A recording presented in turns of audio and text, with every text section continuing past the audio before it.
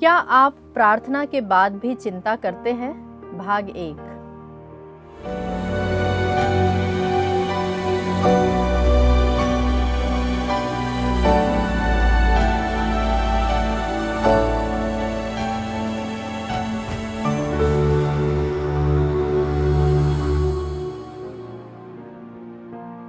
क्रिस्त में मेरे प्यारे भाई और बहनों, आप सभी का स्वागत है आज के लेंटन रिफ्लेक्शंस में। प्रभु का वचन हमें बताता है कि ईश्वर ने हमें अपने स्वरूप, अपने प्रतिरूप और अपनी समानता में बनाया है और गुनाह करके हम परमेश्वर से बहुत दूर हो गए हैं। लेकिन हमारा प्रभु इतना दयालु है और वह जानता है कि इंसान अपने उद्धार की कीमत चुका नहीं पाएगा, क्योंकि उसके पाप इतने बड़े हैं, इतने भारी हैं, और इसी कारण परमेश्वर ने अपने पुत्र को हमारे लिए इस पृथ्वी पर भेजा। उसने हमारे लिए क्रूस उठाया और मुर्दों से वह जीवित हुआ और उसके बाद वह 40 दिन हमारे बीच में रहा और उसके बाद वह उठा लिया गया था। मैं आज का संदेश उन लोगों के लिए देना चाहूंगी जो बहुत ही ज्यादा सोचते हैं, चिंता करते हैं और चिंता करते करते एक्सट्रीम में चले जाते हैं और एक डिप्रेस्ड लाइफ जीते हैं। हम प्रभु का वचन सन्मति का सुसमाचार अध्याय 6 पद संख्या 34 में पढ़ते हैं, कल की चिंता मत करो, कल अपनी चिंता स्वयं कर लेगा। जी हाँ प्यारे भाई और बहनों, आज के लिए आज की चिंता, आज का दुख ही बहुत है। बाइबल हमें प्रॉमिस नहीं करता कि अगर आप यीशु को अपना प्रभु जान लेंगे, मान लेंगे और उसे अपना मुक्तिदाता स्वीकार करेंगे तो आप कभी प्रॉब्लम्स में नहीं आएंगे। जी नहीं, बिल्कुल भी नहीं।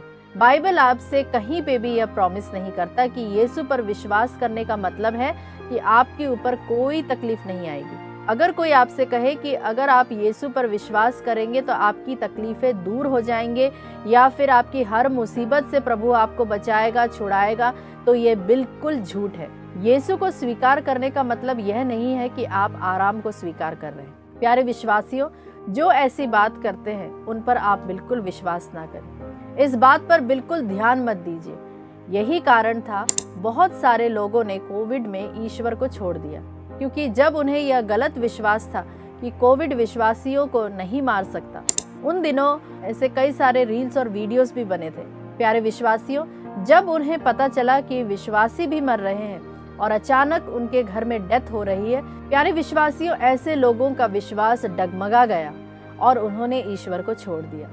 उनके अंदर सवाल आ गए थे कि अगर मैं यीशु में हूँ, फिर मेरे घर में कोविड कैसे आया, और उन्होंने ऐसे प्रभु को छोड़ दिया। आज के लिए आज का दुख ही बहुत है। प्रभु का वचन हमसे कहता है दुख आएंगे, प्रॉब्लम्स आएंगी, और कभी कभी हमारी मूर्खताएं भी प्रॉब्लम्स लेकर आती हैं। हमारी जिंदगी में तकलीफें आती हैं और हम उन थोड़ी थोड़ी बातों को लेकर बहुत चिंता करने लग जाते हैं। मैं आपको एक उदाहरण देना चाहती हूँ। अगर आपका बच्चा स्कूल में पढ़ता है और सुबह 7 बजे वह जाता है, निकलता है घर से, और रोज उसका टाइम है कि वह वापस 1 बजे आता है, पर एक दिन ऐसा हुआ कि आप उसकी राह देख रहे हैं, दरवाजे पर ही आपका पूरा ध्यान है, और 1:10 हो गया, 1:15 हो गया, 1:30 हो गया, और अभी भी आपका बच्चा नहीं आया, 2 भी बज गए और अब तक नहीं आया। मैं ये नहीं कहती कि हमारे अंदर चिंता नहीं होगी, लेकिन हम कई बार एक्सट्रीम में चले जाते हैं। हम ये सोचने लगते हैं कि कहीं मेरा बच्चा मर तो नहीं गया, या कहीं मेरे बच्चे को किसी ने उठा तो नहीं लिया, उसका एक्सीडेंट तो नहीं हो गया, मेरे बच्चे के साथ कुछ गलत तो नहीं हो गया।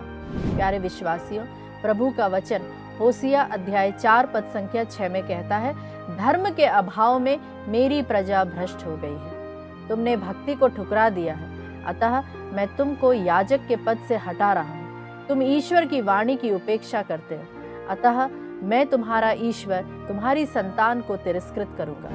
प्यारे विश्वासियों, हम इसी की श्रृंखला में कल फिर से साझा करेंगे।